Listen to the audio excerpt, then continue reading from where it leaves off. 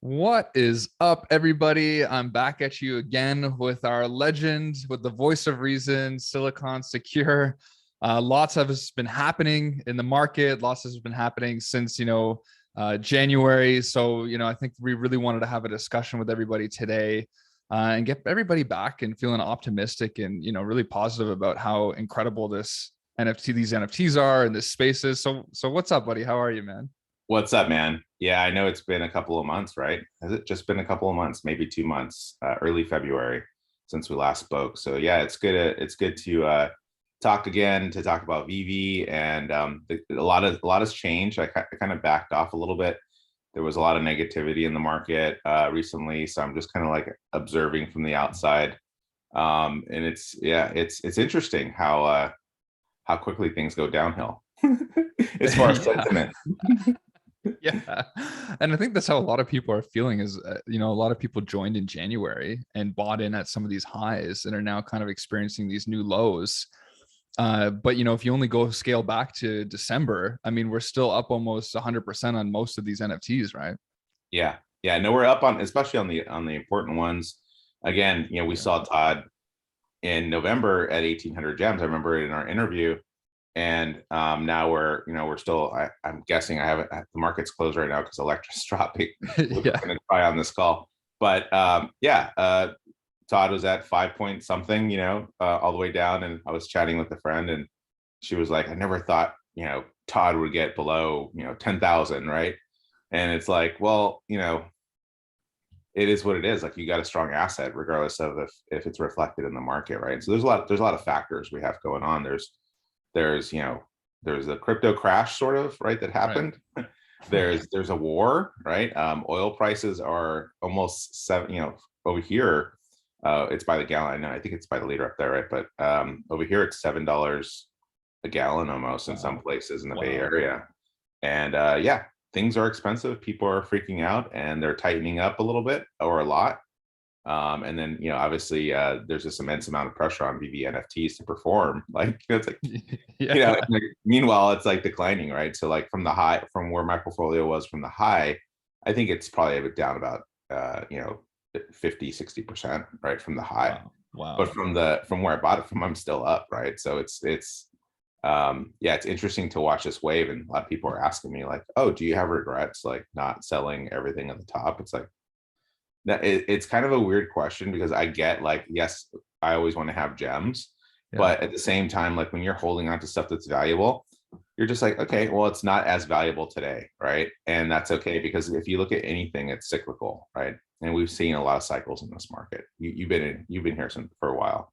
We've Right. seen, well, We've seen even in a crazier cycle back in August yeah, when there was nobody around and Rizzos were going for under 2K, the Secret of Spider-Man was under 2K.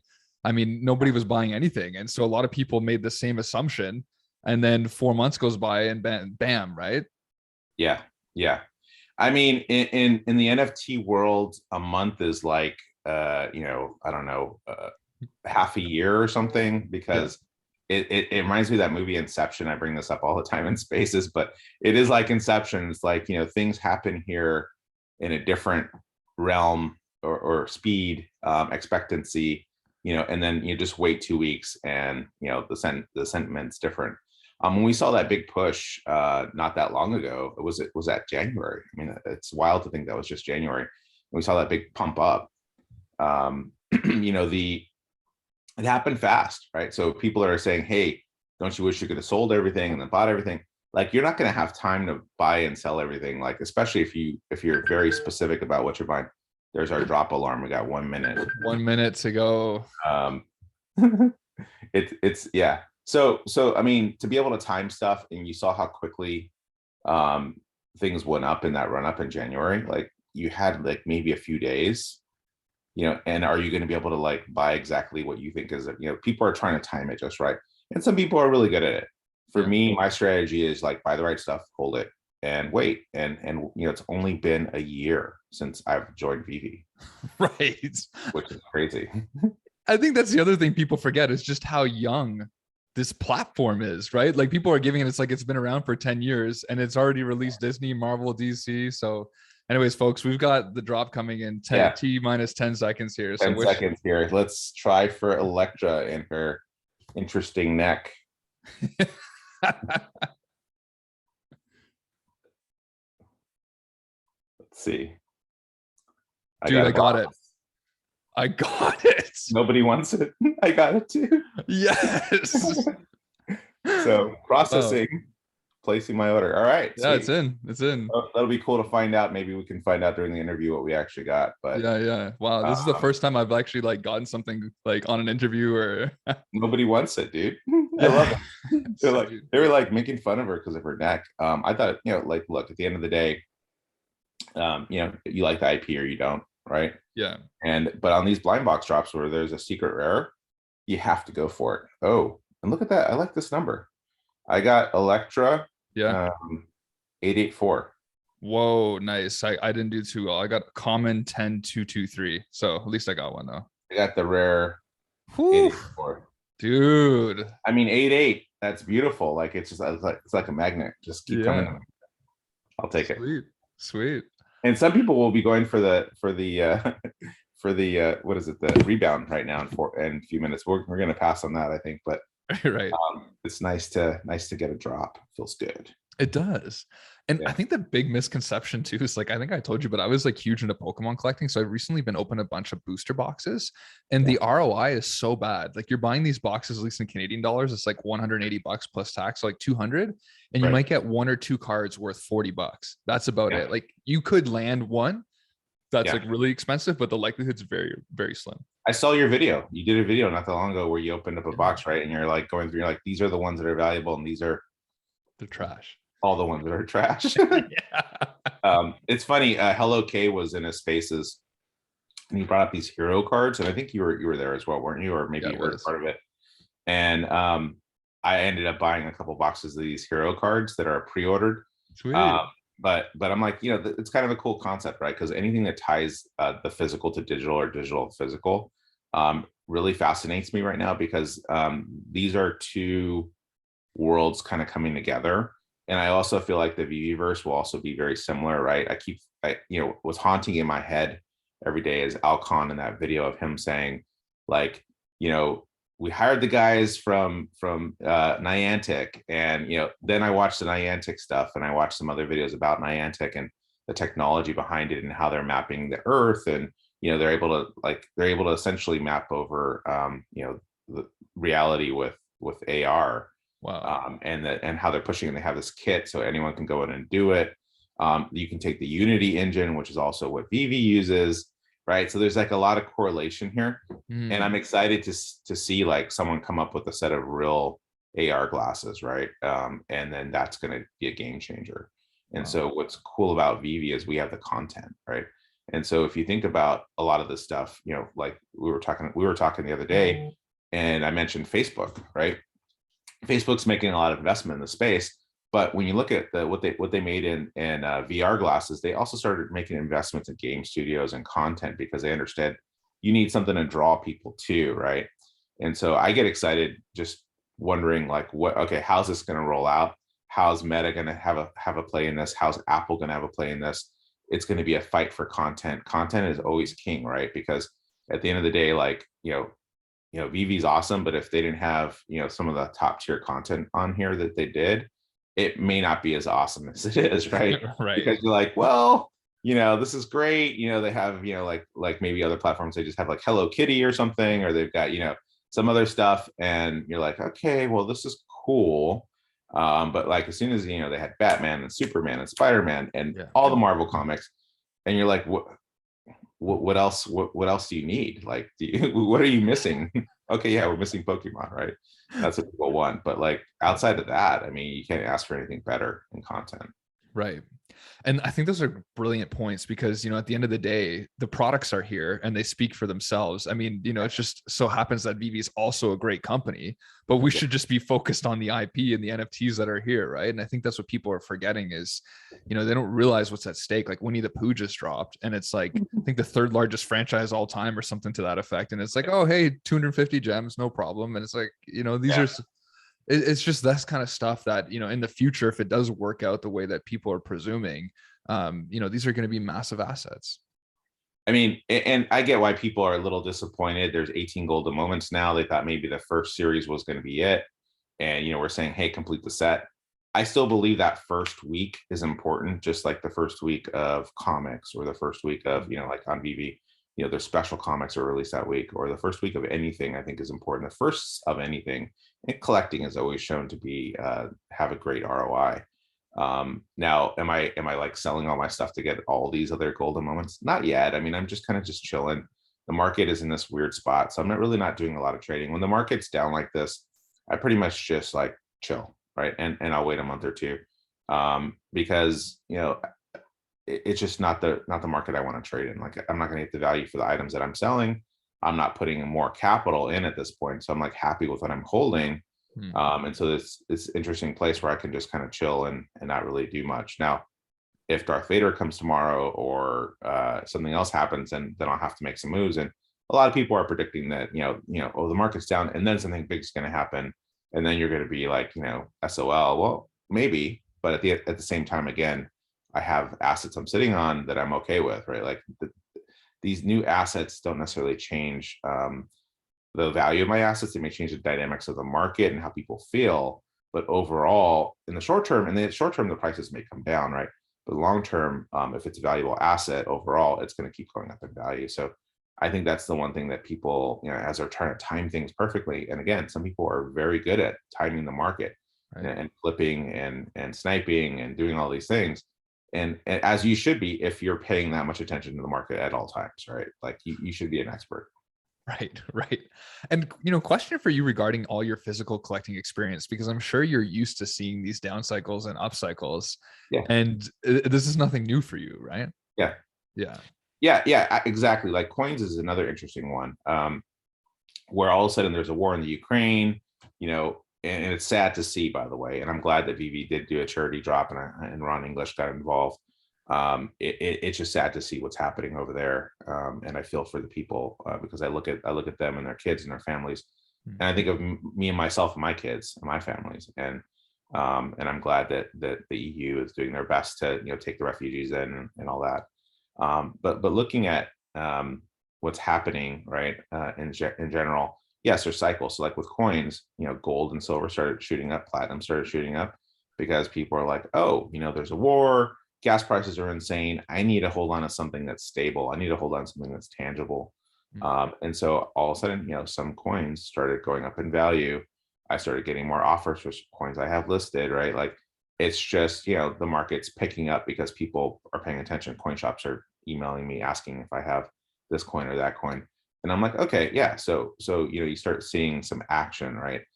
Because there's also, it's like, oh yeah, this is something valuable. This is something we should be putting our money in. When the stock market's down, when interest rates are going to go up here in the U.S. and the Fed raised the rate, the short-term rate, which does have an impact on mortgages. Now they're saying mortgages are going to be over 4%. So it's all psychological, but it also is, it does affect your bottom dollar. But people then react, right? And they say, oh, I better like go look at silver and gold again. I better go get coins again. I better get tangible assets. I never know what's going to happen. And I mean, you're right. Like if you're in the Ukraine and you had to run right to the border and all you had, all your assets are like, furniture and collectibles. But like, if you didn't have something you could stick in your pocket that was valuable, like a piece of gold or silver, you might be SOL because the banking system may be down, right? Because Russia was attacking their banking system as well. Right. So it is good to be prepared in general, not to get too down, but again, it connects back with different markets. So yeah, gold and silver and platinum and precious metals are tied in with these kind of activities when you see this uncertainty in the world and these challenges. I think the NFTs have done pretty well. Again, they've pulled back, but they also pumped pretty hard in January. Way too hard. They flew. They flew, right? And there was some things, there was the whole chili thing, not to bring it back up again, but there was a chili thing, the spicy thing, and then there was, some comments, by certain people in Veve, and you have to be careful, right? Because at the end of the day, the power that you have, the spokesperson for Veve, you could accidentally say something that you don't even realize has a huge impact on the market. Now that, and then also the leaders have been pretty quiet, right? We haven't heard from Mm. Dan and Dave in a few months. It's really interesting. Then there was this rumor about Disney investing in Veve and or buying Veve or whatever the case is. Now, let's speculate a little bit. Again, we're speculating, like we don't know any facts. We know that Dan and Dave have been quiet. We know that there's a rumor. I don't know how it got started that Disney invested in Veve, but okay, let's see if like some of that was true, right? Like what would it be like, right? So if you're at a startup, by the way, where Dan and Dave didn't take any capital, right? So people are like, oh, look at Recur's hiring 80 people. What is Veve doing, right? Right. Well, Recur took funding. They took $50 million in capital, right? And they also sold the memberships, by the way. Veve never sold you a membership to be part of Veve to buy NFTs, FYI. Yeah. So, that goes with some integrity there. Like, okay, yeah, let's milk these consumers for everything they're worth. And Veve wasn't there like milking everybody with the membership kind of thing, right? And maybe they didn't think about it, but at the same time, they're not doing that. Now, there'll be tiers and staking tiers. Okay, so going back to our hypotheses. So like all of a sudden things have been quiet. They didn't take any money. And this is a big if Veve or Meta or any Silicon Valley investors or any really investment firm was making an investment in Veve, then they'd have to shop it, right? They'd have to probably, go around and see what people are offering. And then there would be a quiet period where they couldn't say anything. They couldn't, they would have to be really quiet. So there was also this pre-recorded AMA, which they've done pre-recorded videos before, right? Like this isn't anything new. Like Reese has interviewed, Dan and they've interviewed Al Khan, right? It was all pre-recorded, right? So like, but there's this pre-recorded AMA and there's more speculation. I'm like, okay, what's going on here? So if all these ifs connected together, then yeah, they could be in a quiet period. They could have some funding from Disney. They could, yes, all along, right? Like, because this is an up and coming channel of revenue for Disney. You can see all of a sudden they're hiring NFT experts. We saw this last Friday, Morgan getting interviewed, the artist that worked on our NFTs, or a lot of the Disney stuff. I don't know if it was all of it, but I know it was definitely a lot of it, and the golden moments. And you realize like how Disney is so focused on the experience and how they're so focused on the emotion of things, right? Yeah. And we have the community here. We have the support here. So this is a thing where, an NFT, if you had a Disney NFT, I can see so much future utility for Disney to say like, yeah, go on this ride and have this different experience. Go in the store and be able to buy these exclusive items. I mean, like literally, they wouldn't have to do much, right? And they could say, okay, yeah, Veve could add a little feature in the app, and all of a sudden you're ready to go. But then you also look at the content, right? Like the majority of the content on Veve has been Disney, has been Pixar, right? Has been a lot Marvel, right? Which is a Disney company. So just look at the percentage of the releases, right? Like how much of these releases, even the one we just got, right? Isn't that a Marvel? That's a character. Yeah. So I mean, like it's just nonstop, right? It is nonstop, and it's going to continue to throttle up, right? And so people are like, oh, it's all crap. There's going to be too much stuff, like I can't buy it all. Yeah, you can't buy it all. We knew that. We knew there was going to be a point where you couldn't buy it all. Yes, we had the drops and try to go for every drop, and we just landed one because people are like, oh, I don't like her neck. Great. I'll take give me a secret rare, please. No, just kidding. I gotta run. But it's you look at the amount of content coming out, and there is a lot of Disney, Marvel. And so if I was Disney or Marvel and I had as much content coming out of the app as I did, I would want to have more and more influence, more and more control over the company that is creating these, because one, they're leaning in hard, obviously, right? And that's great. They're like, hey, we're not going to build this ourselves. We're not going to try to figure this out. We're going to lean on a company that's proven. And by the way, if you look at Veve and the amount of revenue that's come through the app, again, Electra, I'm sure sold out. We haven't looked. Is she still in the store? I don't know, but I'm sure she's sold out. And you just look at the amount of money as a business that Veve's been able to create from pretty much, all the licensing agreements and all the work that they did in advance. But then to turn on the dial and then every single drop non-stop, doesn't matter, 50,000 DeLoreans, doesn't matter like what they're dropping. Now, Captain America, I think there was not a sellout. There's a few items that weren't, they burned, some of those NFTs, right? We asked for clarity on the blockchain or in the app to tell us how many are actually available. It'd be great to get some visibility about how much was burned. But long story short, every single thing, comics, I mean, I don't even try for some of these comics anymore. I can't get them. Same. If it's on a blind box, I don't even have a shot. Like, there's like no chance, right? And then there's, what are the user stats you've heard? I mean, I've heard 2.5 million. Yeah, I've heard 2.5 million as well. Yeah. Is that real? I don't know, like, because it feels though like maybe there's 2.5 million people that have like used Veve, but maybe they're not like active. So I feel like there's, what's the engagement of those 2.5 million people? I would ask if there is that. Yeah. Yeah. And there's a lot of people that have their NFTs and then they kind of check out, for a while, and they don't come back and trade on the market. They don't do anything. They just hold on to their stuff, and they come back later and go, oh, what's it worth? Right. Where am I at? Right. Or maybe they're just like, oh, are there any other ones that I should be collecting that are, in the range, but they're not active, like even monthly, probably active users.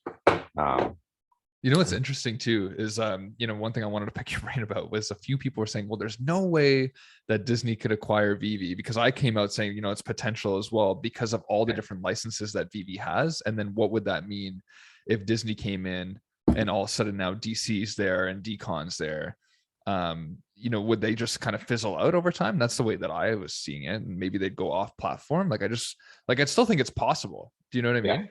Yeah. Well, it's very similar to like, let's take it out of context, like, or out of NFTs and look at, Microsoft being a big giant like a Disney.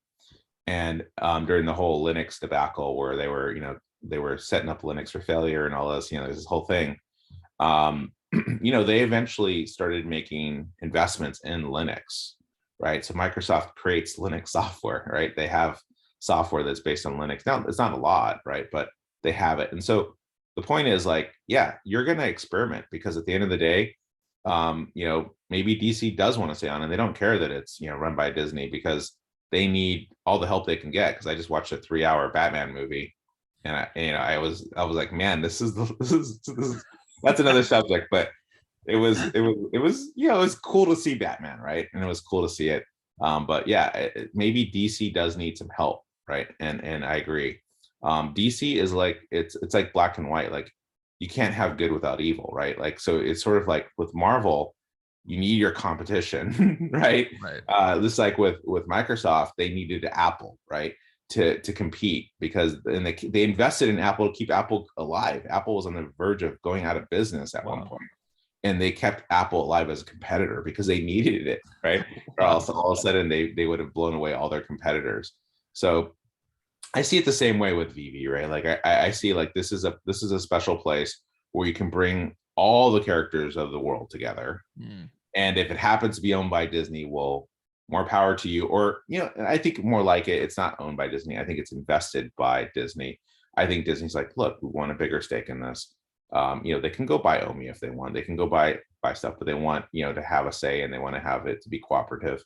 And, Veve needs investing, right? Like, at the end of the day, it's nice to grow like at the pace that you're going to grow, but like at the end of the day, if you're going to have real competitors come in and try to take your lunch, right? Like Recur's like, oh, we're gonna get it. It's like, well, yeah, whatever. You look at the amount of revenue that's been sold by Recur versus Veve, and Veve's still light years ahead, right? Yeah. So even with these memberships they sold, right?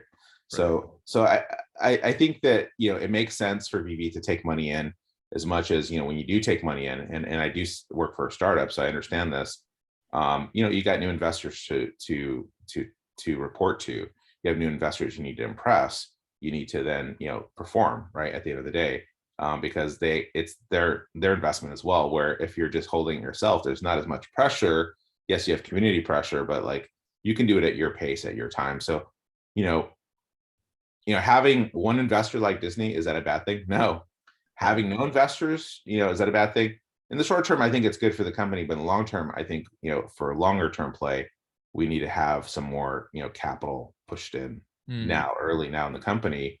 And I'm sure it's happening, right? Again, Veve has a lot of power with the amount of money that they're able to produce. The business of Veve is huge, but I'm sure that it's already in play. but you need that to be able to leverage your strength, right? So if you're not leveraging your strength, you got to become a player, right? And Veve already is a player, obviously, clearly, but to maintain your supremacy, and your power and control of the market and of influence and all that stuff, you need to make more investments, right? And that's just kind of how businesses work. Right. So yeah, but it's at their pace, right? They're doing it at their pace. So I think it's all going to happen or happening, personally. And I think that this is just, it's been a year, man. It's been a year. It's been only a year. Like, yeah. I mean, and how great of how much Veve has evolved within only one short year. And the other big thing that people keep saying is like, okay, you got Disney and Metaverse, and then you have Disney's NFTs on Veve. And I mean, like those, just doesn't make sense when you start doing the math. I mean, as simple as that may sound, I mean, it seems probable that there's going to be more collaboration if it's not, an acquisition, but it seems like something there is going to be working. Well, if I was Disney, I would look at Niantic and go, that's cool. Let's do it. Right. Like, let's bring that to life. And they're already doing things like, trying to create these virtual experiences without virtual reality equipment. So they're already pushing the boundaries. Disney's always been about pushing boundaries, and they've always been about that magic, right? We saw the interview with Morgane again, and you heard the story of some of the favorite moments, right? Like of people, and she told her story of like her favorite moment, at Disney, right? And so to have that experience and to have that emotional, this is my favorite moment of Disney in my life, and to be associated with a park and all that stuff, right? That's powerful, right? Because you have people that are, Disney families like myself, my kids. I mean, it's all Disney and Barbie, and for my daughter, and my son, it's Spider-Man, which by the way is Disney. And I actually bought him a Spider-Man hardboard, like kind of poster thing from the comics shop. And he's 2.5, right? So he's young. So like he's in the stage where he's scared of stuff. So like all of a sudden he's scared of Spider-Man on the wall. So like I had to take it off and put it in the closet. And I will say the son from a little older, but he loves wearing the Spider-Man gear and all that, and the Spider-Man socks and Spider-Man underwear and all that. So yeah, it's even his pull-ups have Spider-Man on them, right? Like it's amazing. You think about the power of Disney, like and how many places they are, and how many brand licensing agreements they have, right? Right. And it's culture, man. It's part of our culture. It's part of like who we are every day, because we digest all that stuff, right? As a society. Wow, it's amazing just hearing this, because and we're only getting more into the digital sphere. And one thing that I keep reminding people is like, if even though these seem like big quantities currently, in the context of the world, was the first ones to hit the blockchain. I mean, these are really scarce, right? Like when you just talked about your son's pulling up his Spider-Man socks, and and you're driving and you see a Spider-Man movie billboard and Spider-Man clothes, like it's just like you said, this is the world that we live in. And that's just kids, man. I'm not even talking about the adults with the real money that are buying the comics, that are buying the NFTs, that are buying, like I have a $15,000, or I don't know what it is today, but a secret rare NFT comic book, right? Yeah. It's 15,000. It's 15,000 gems, we'll say. But that's what it was when I last checked. But like, I mean, and I'm an adult, so I have property in Spider-Man, and that's emotional for me because I got it on the drop, right? I'm not going to sell the secret rare. Like it's a 15K mint, so it's like a nice range. It's not super low, but not super high. And I'm like, yeah, this is a story. This is my drop piece. Like, is it worth a lot? Yeah. Or like my Harley Quinn 19, right? Like now I have the physical matchup. Like, am I gonna like break that up? No, Never. Never. Yeah. And by the way, kind of quietly, and I'm not pumping Eve. Eve is where Eve is at, but kind of quietly in the background, you were able just recently.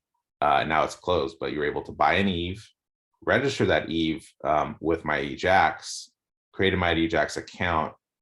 And then 24 hours to buy a physical Eve, and then the window closes only to exclusive only to Veve NFT holders could you get the physical. Wow. Now there was a black and white before of it, but this is the full color version, and it's serial number that you'll get on the digital chip. There's like an NFC chip inside the collectible that you can scan with the Mighty Jacks app, will match your NFT. Damn.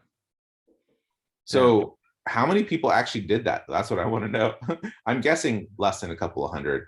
actually physicals will be able to get sold, right? And the other ones will probably get destroyed or something, or they don't make them. Maybe they make them like, on demand. But like, just to think about that. So again, people are like, whatever, it's not, not Disney, it's Eve, it's, like what, but like when you think about that, when last time we did hear from David Yu, he said, hey, these digital clones are important, these digital toys. And then you think about like, why are they quiet? What are they busy with? Right. Well, yeah, could they be working on a lot more toys? Yeah, they could be working on a lot more digital toys. These hero cards that I bought, they correlate back to an NFT.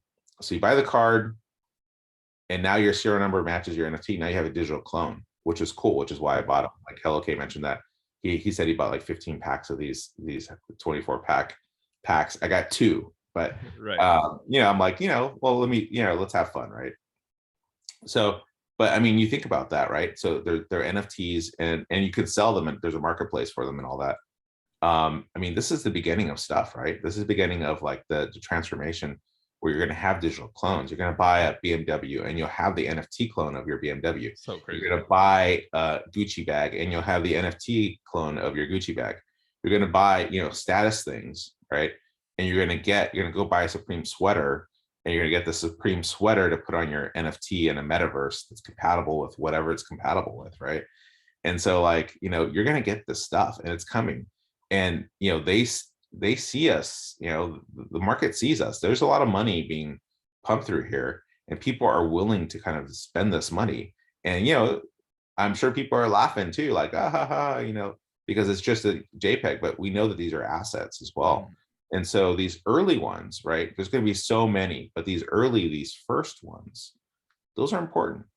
Am I saying every drop on Veve is important? No, but the first ones of important characters, the FAs, are important, right? And you see that reflected in the prices. Like, it's not me just saying it. There's a reason why Todd's over 5,000 gems, right? Like, he's important. He's a first. There's a reason why Superman's done pretty well. Still half of the price of Todd, right? But important, right? Yeah. So you just start mapping it out. And yeah, Veve's going to come out with a lot of stuff. And are we going to get overwhelmed, like you were saying? Yeah.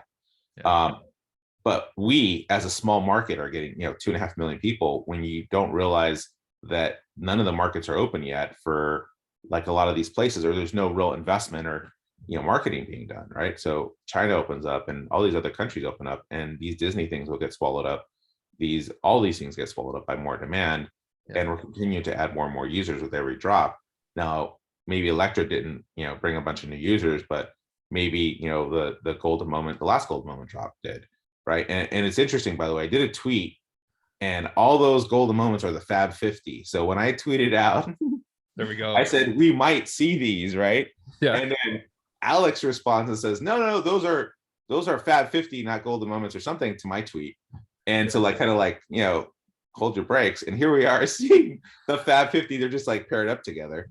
Awesome. As golden moments. It's like, okay, all right, fine. But like, yeah, we're seeing more. And again, it's nice to see these characters, right? It's great.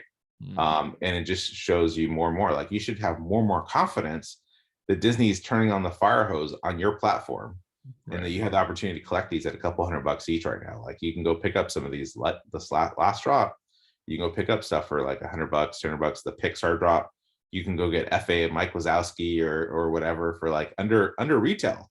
Right. He went under retail for a little bit.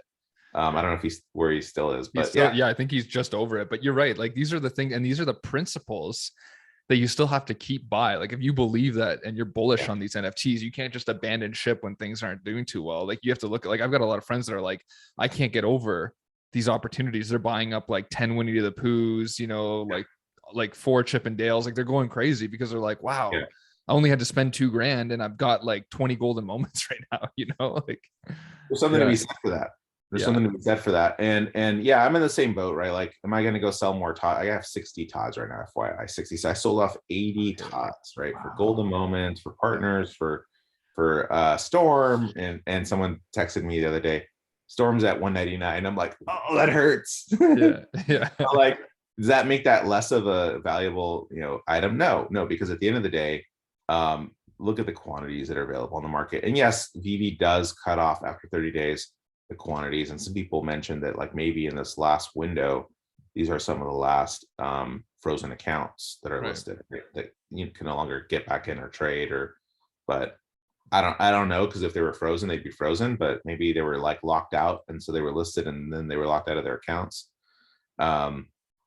And so, yeah, maybe we're starting to see the effects of like the market numbers come down because no one's willing to sell at these prices. Yeah. And, a lot of these botted accounts were locked up. So who knows? But at the end of the day, like, yeah, I mean, you have an opportunity to put more money in right now and go get some of these scuba's and golden moments where, do you remember when, the first series of golden moments, they were in the couple $100 range. Yeah. I think Homer and Bart, when it first came out, was like $75 and it went up to like 120 or 200 the first day. That was it. Elsa was 200. Yeah, Elsa was a couple $100, right? Yeah. Elsa's still holding at 1.7 or 1.6 or whatever she's at, but that's still quite the come up from 60 gems, by the way. Yeah. We're like, oh, the world's falling apart. Like, come on, people. Like, look at R2 still holding at 4 point something K. Like, that just shows how valuable the important NFTs are, right? People want the first Star Wars. People want the first princess. People want the first, I don't know, Lion King. Yeah. And one thing I just want to harp on is when you talked about, like, because I've collected not as much as you, but you've collected, and all these first ever of things, tend to be pretty solid foundations for collecting. And I think it's applicable across many different spaces and layers. And I think, like, not to say that it won't happen in the NFT space, but we're already seeing those effects now. And it's like, just, amplify that by 10x the amount of users, like what would those prices be again? And I know there's more and more stuff coming in, but that's the kind of, thing I think is important. And one thing I just wanted to quickly ask you, which I think is a lot of my friends ask me this, is they say, okay, Coke as an example, huge industry, but like the snow globes don't do that well. Winnie the Pooh, huge industry, right? And it seems like it's not going that high. And then you look at like Star Wars, and that seems to be doing better, even though it's, $65 billion compared to the rest of them.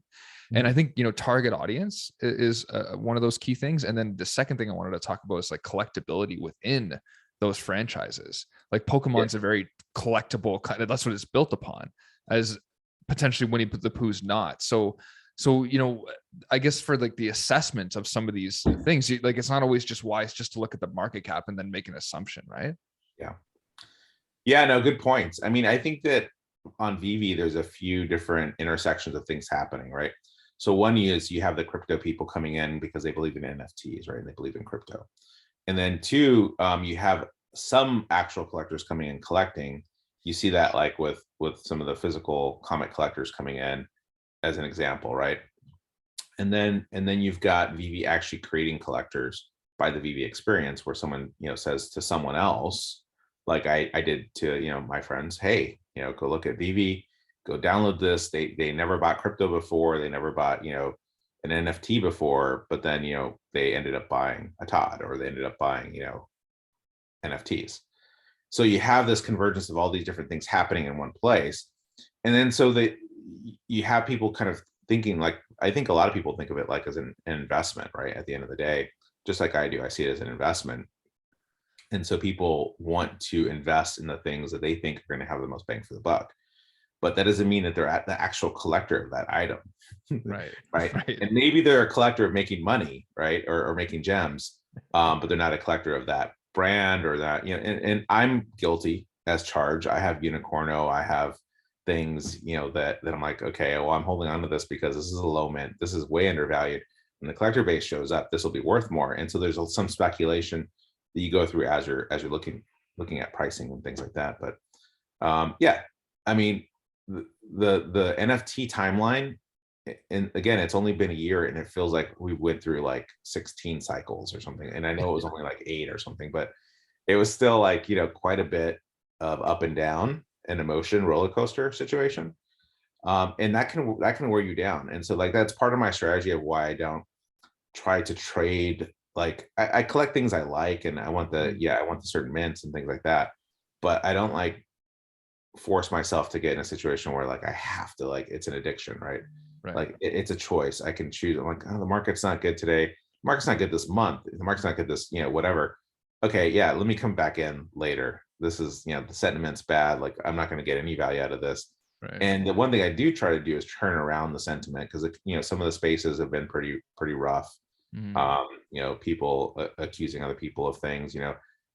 We're all inventing here, right, in this world. And so, like, if you see certain people try to invent a system or try to do something, yeah, I mean, we all can be accused of like pumping our own bags at the end of the day, because if you're not invested in VV, then why are you talking on a space, and why are Yeah. you hosting Yeah. a Yeah. channel, and why are you, you know, unless you think that, you know, VV, you know, maybe you just like it and you just want to cover it, but more likely you have something, right? You have stuff, and so people are being leaders and taking a chance, right? And so Mhm. I've seen the community get really aggressive with how Really they aggressive. respond, and Yeah. visceral, and I think that that's a negative for VV overall when we see that kind of behavior, because at the end of the day, you know, what is the most valuable thing about VV? What is the most valuable thing about any, you know, you think about any business organization. So if you're a business, the most valuable thing, like at a software company, for example, is employees. You would Right. think it's software, but it's not. It's actually the employees,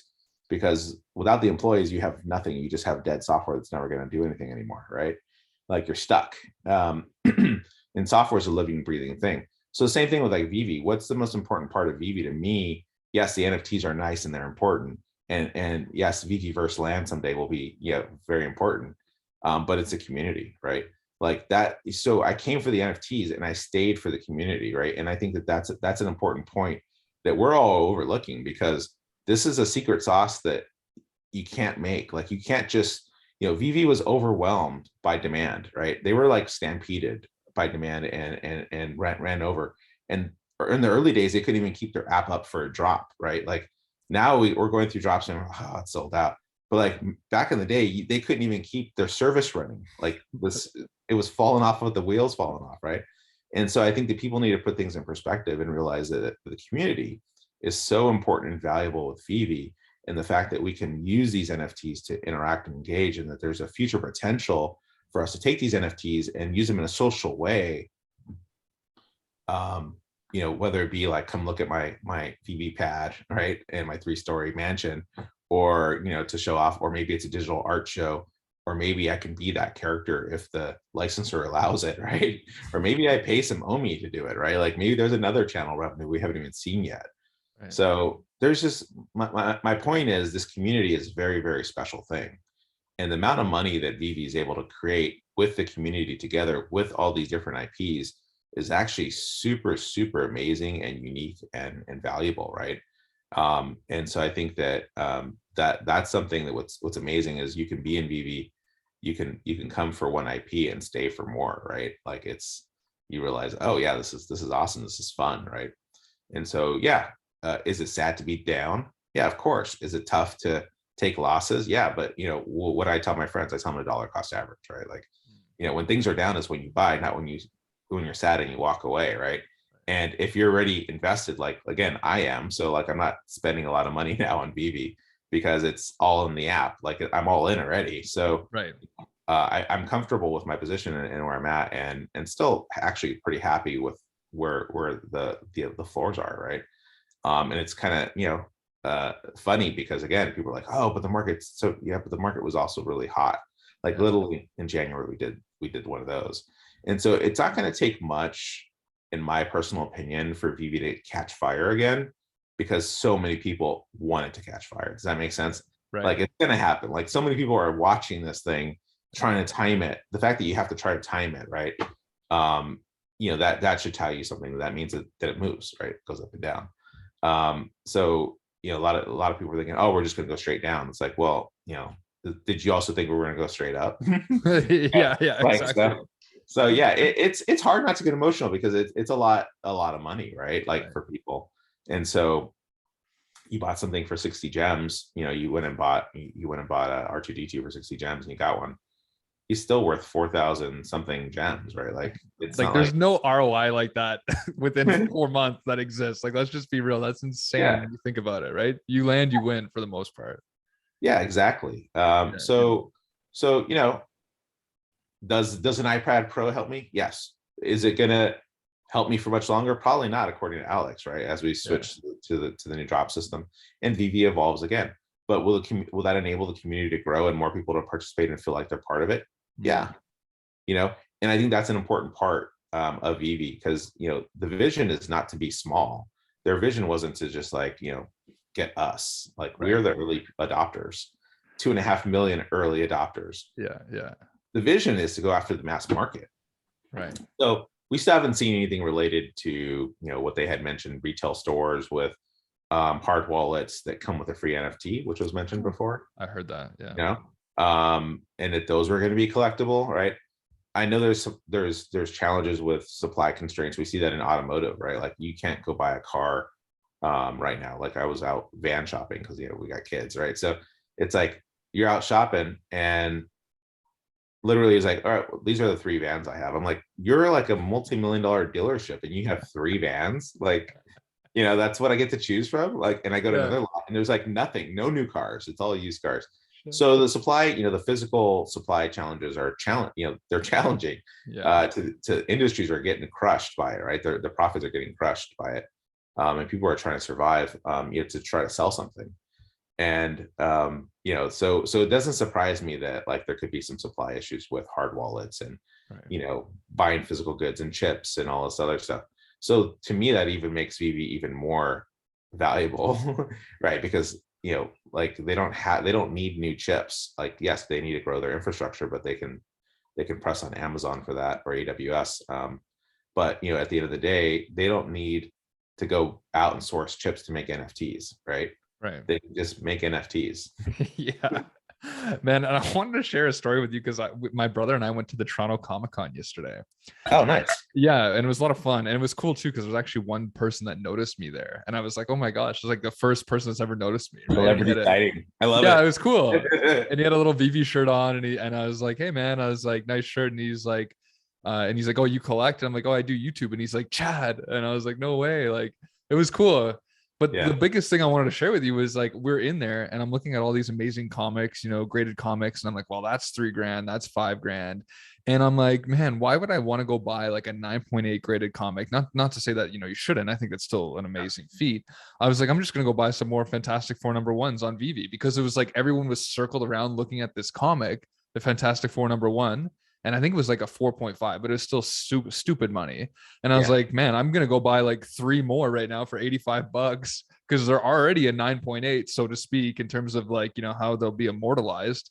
And so I was just amazed, you know, that like that opportunity still exists. Right. And I was like, wow, like it hit me like a ton of bricks. I was like, wait till all these people start thinking more like what we're thinking now. They're going to be looking at that, you know, maybe it'll be half the price of whatever that 4.5 was. But I was like, there's still only 60,000 editions worldwide. You know what I mean? In terms of the NFTs. So scary. It was cool.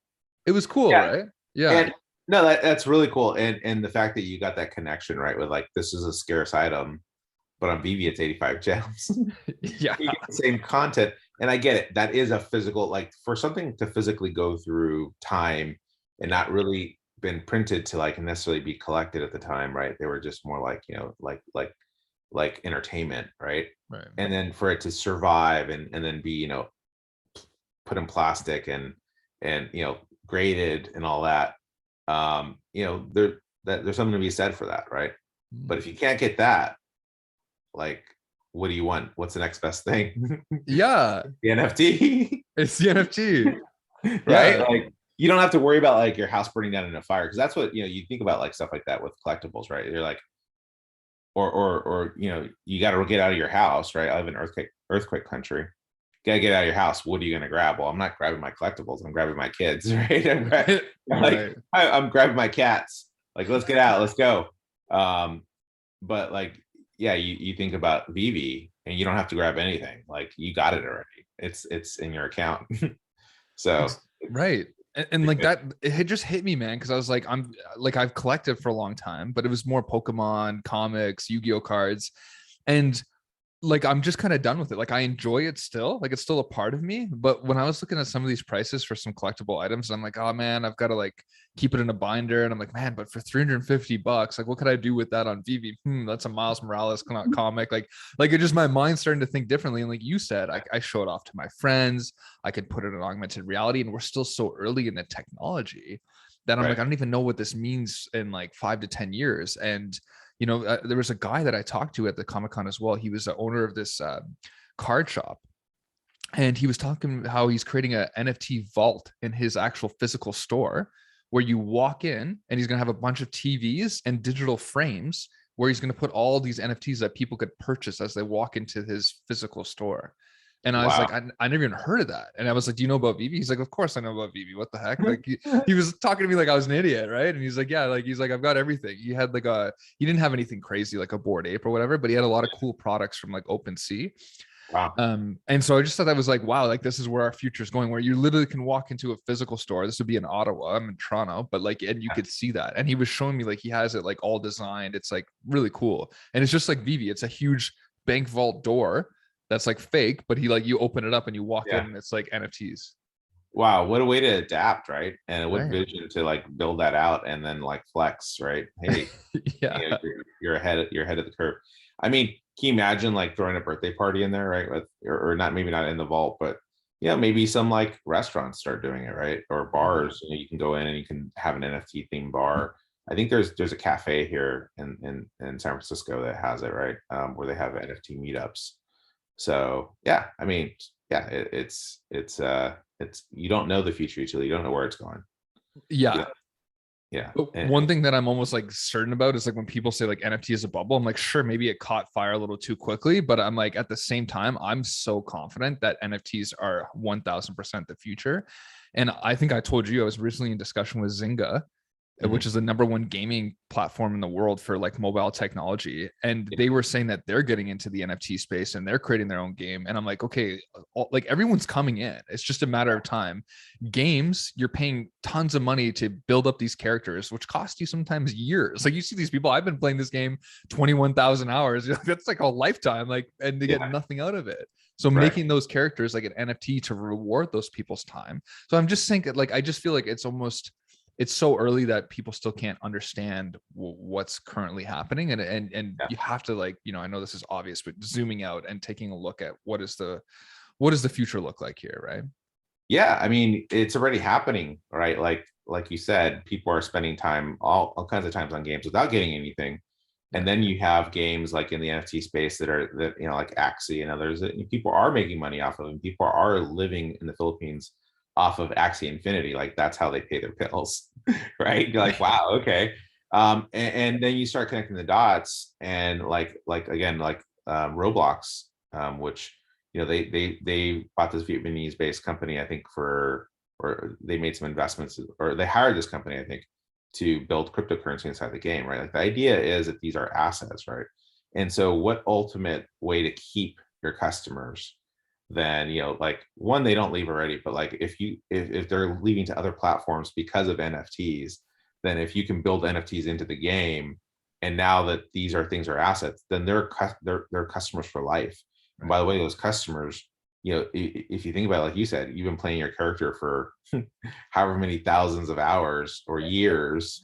And you put, a lot of people used to sell their World of Warcraft accounts, right? And their characters.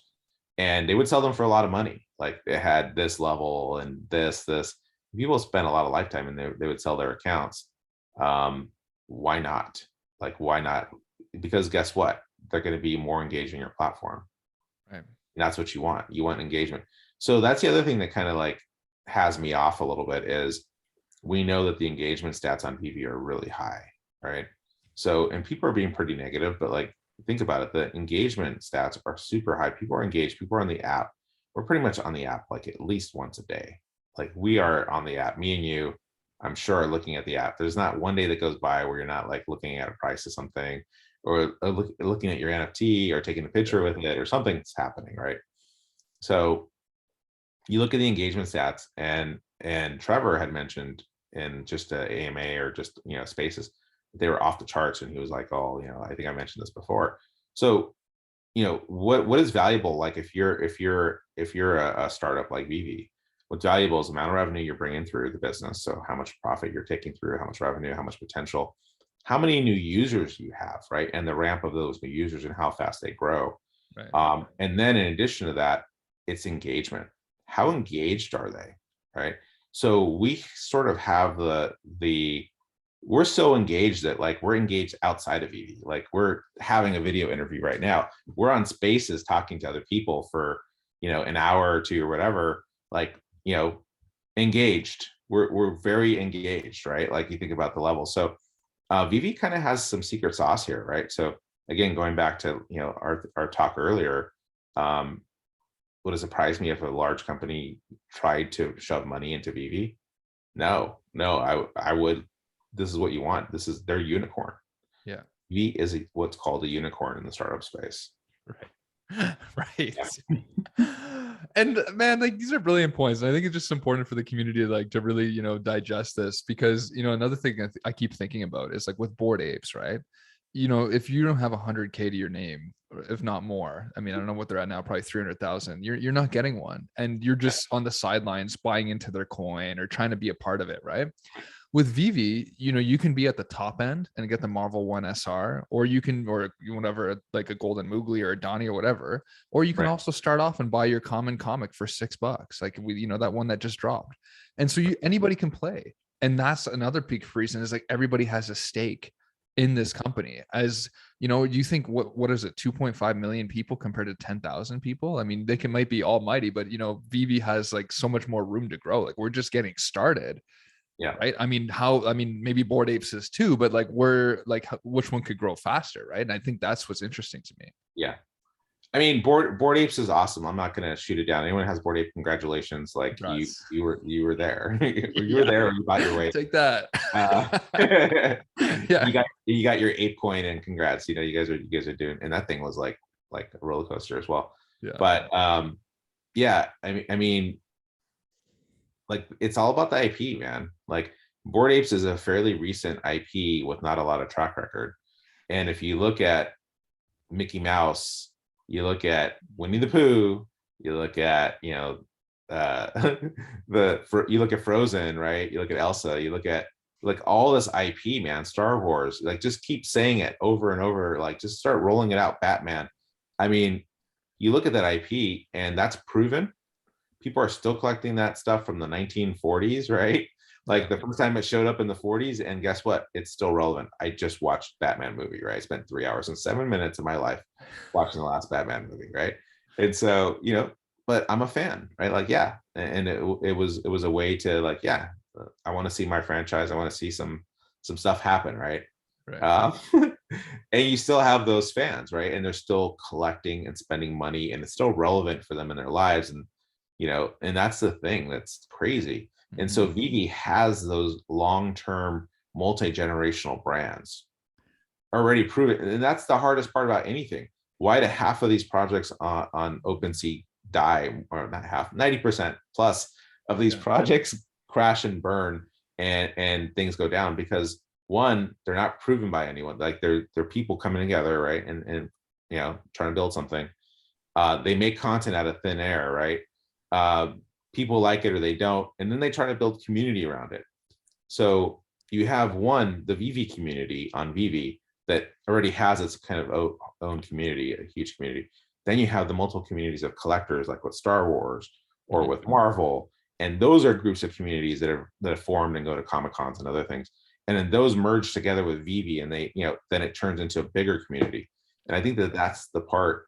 And what's cool about Veve is you can pick any IP you want. And even some of this pop culture IP, like a Raw English or something, that could be valuable for a lot of people as well. And they're willing to spend crazy amounts of money for that. And we're like, what?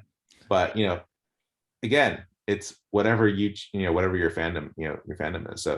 So the real fandom hasn't fully coalesced or come together with the Veve fandom. So I think the Veve fandom, there's a lot of, entrepreneurs and forward thinkers and, early visionaries and Omicoin investors, and there's a hodgepodge, it feels like a pirate ship full of like different kind of collectors, right? But that hasn't really formed together with the massive fan population that exists in each of these fandoms, right? And not all of them are massive, right? Like, do I think that Tokidoki is massive? Like, I think it's a massive brand, but do I think they're all going to come running in? Maybe, I don't know. Or whatever the Adventure Time, do I think that they're all going to come rushing in? And like, maybe in time, yes. Or maybe it just gets so scarce that there just won't be enough. And so scarcity will then push up prices versus like even like fan demand, right? Because it's just, you can't find, I can't go find a Princess Bubblegum because there's none available. And I need to complete the set. I'm just trying to complete the set. Can you just give me any mint Princess Bubblegum for like 1 ETH, please? Like, and so that'll be just due to scarcity. Just like if we have 2.5 million users now, and we've been doubling and doubling. So if we double again in, let's say, 6 months to a year, and we have 5 million users, or we have 10 million users, how does that change the dynamics of like people are trying to stack and people are trying to hoard, right, and collect, or maybe collect what they want, or maybe just buy the stuff that they like? How does that change the dynamics, and how does that change your special mint? You have a 1928 something, and it's Disney something, right? How does that change the value of that, right? Because there's more demand, there's more for you to market to. So I think that's what's going back to what you were saying about Toronto, right? About going to the con. There's a whole market to do this trading, right? You have to do this physical in-person trading, and that's what makes VV like really, really, really cool. Is you can do it just right in the app, or you can do it, you can do it outside the app. You could trade, hey, I'll trade you, my NFT for your cause, right? Like back there, like exactly. Like, I'd do it. It depends on which one, but trade, right? Like, or like when I got the physical Todd from Amsterdam, right? Or not from Amsterdam, from overseas. It was Belgium. So when I got I think it was Belgium. Sorry, I forgot what country it was. I gotta go look at the box. But when I got that from our buddy, he physically shipped it to me, and I gave him an NFT for it, right? Like, there you go, right? So it is a currency, right? Like it's legitimate. We're just so early that the prices will be affected because people are trying to place their bets, right? They're like at the roulette table, and they're like, okay, what number do I go for, right? And you got to place your bets and pick what you think is going to have the best ROI. Right. And one thing that's so interesting is like when you and I both joined, like there wasn't much in the app at all, right? Like it was just kind of like a few things.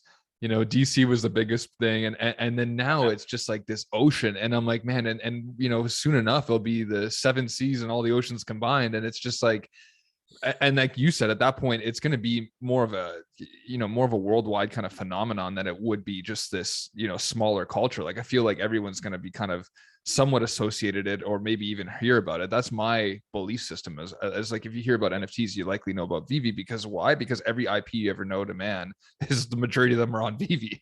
So if you like, I feel like that is also the big winner. And it's funny, even we're in the Comic-Con, all these artists, they're not drawing their own stuff, they're drawing Spider-Man, their rendition of Spider-Man, their rendition of whatever, Super Mario. Like it's never like, every now and then they have a new character, but for the most part, somebody's going to buy something that's already established, right? So it's just interesting. Like it's not like they're drawing these new things, and I'm like, oh, give me that unique thing, because nobody knows what it is. They're sitting there literally drawing like the 1 millionth picture of Spider-Man. I bet he's pretty good at it, right? Yeah. So I mean, that's what I find interesting, and this is all the first of those, right? So I don't know.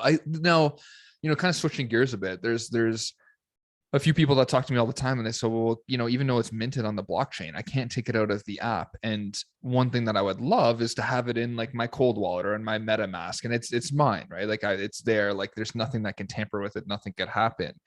And I think there is some potential that it is going to be interoperable for Veve, especially in things like the Disney metaverse. But what's your take on that to people? I mean, I think the NFTs on Ethereum right now, what makes them valuable is you can do whatever you want with them, right? Like I understand how they value, why they're valuable, why I have custody, it's mine, it's my wallet, it's offline. Totally. I think the Veve could solve the argument of I want to keep it offline with providing, interoperability with, some third-party hard wallet, Hmm. or maybe even their own hard wallet, right? Which I have one of the wallets. But and I saw Reese actually recently tweeted something about Razer adding support for something. So Ah, I thought that was interesting that Reese tweet. Oh, for Omi, yeah, not for something, but for Omi. right. So it's not that far fetched for me to be able to put that hardware control on it. They could Mhm. also put two-factor on it. They could also do all kinds of other, well, they have two-factor now, but they could add like another layer of security. If you use apps like crypto.com, I mean, they have like email verification. They use Google Authenticator. They use all these different things. Like you can't even do anything for 24 hours. I can't even transfer something unless I add that account 24 hours in advance, and I got to wait, right? Like they have all these security layers, Right. which I think, when you have the value of assets, what we have in BV, I think it's worth having that, right? So yeah, I mean, long story short, I think it'll come. I think options will come. Now having custody, I think that's a whole different story. Yeah. And I think a lot of people were upset by the whole, blocking of 300,000 accounts, right? With the botting. And yeah, that's scary, right? If you have a lot of assets and they get frozen and you have no say and there's no way to like respond back, and you get this email that says pretty much this is the final answer and that's it, right? You're just like, okay. Right. And so VV is saying like, we're not taking it away from you. You just can't like do anything with it. You can take pictures with it. You can't sell it in the market. You Yeah. can't, I guess you could sell your account, but that's against VV's terms and conditions as well. So, I recommend everyone read VV's terms and conditions if you haven't, because that's very, very important for you to comply with the terms and conditions so that you're not violating their terms and conditions, because your account can get frozen, right? So, Mhm, mhm. but yeah, I mean, I think that utility will eventually happen, especially as you see these NFTs be able to go across different metaverses, or go across, have interoperability. I think by nature things have to open up. Now, I Right. think that the way that VV is doing it right now is because they want to control the experience. Just like with Apple, why does Apple only sell their software on their hardware? Because they want to control the experience, right? So like you have this Apple experience, which Apple's really about experiencing the software and the utility and all these other things, versus it being like an Apple product. It's going to be a quality product, or it's going to have certain, attributes because it's Apple, right? And so it's the same thing for VV. They're trying to control the experience. They're trying to make sure that people aren't going to get rugged and all these other things. They're trying to control like a lot of this. Lessons learned in crypto, right? So sometimes, what you want isn't always what you really want. Like it's what you want, but it's not what you need, right? And so I'm not so worried about it.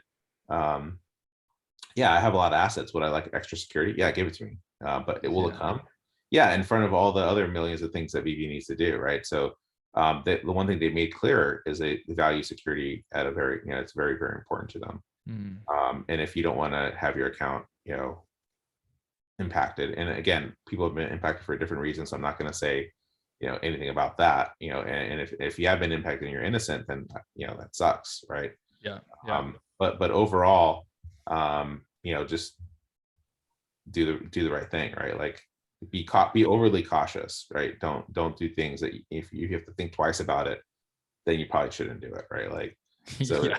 it's just one of those things. You're like, and because you have assets, right? And so yeah. So I don't know if that really answered your question, dude, but No, it like, does, man. I mean, I think that's a big thing for people to consider, right? It's like, it's still like, I think the biggest thing is by nature with the competitiveness of the other NFTs that might not be huge IPs, that eventually, if anybody wants to compete in this market, when there's all these different metaverses and what have you, they're just by nature, like you said, going to have to find some type of interoperability to compete. I mean, it's just, right.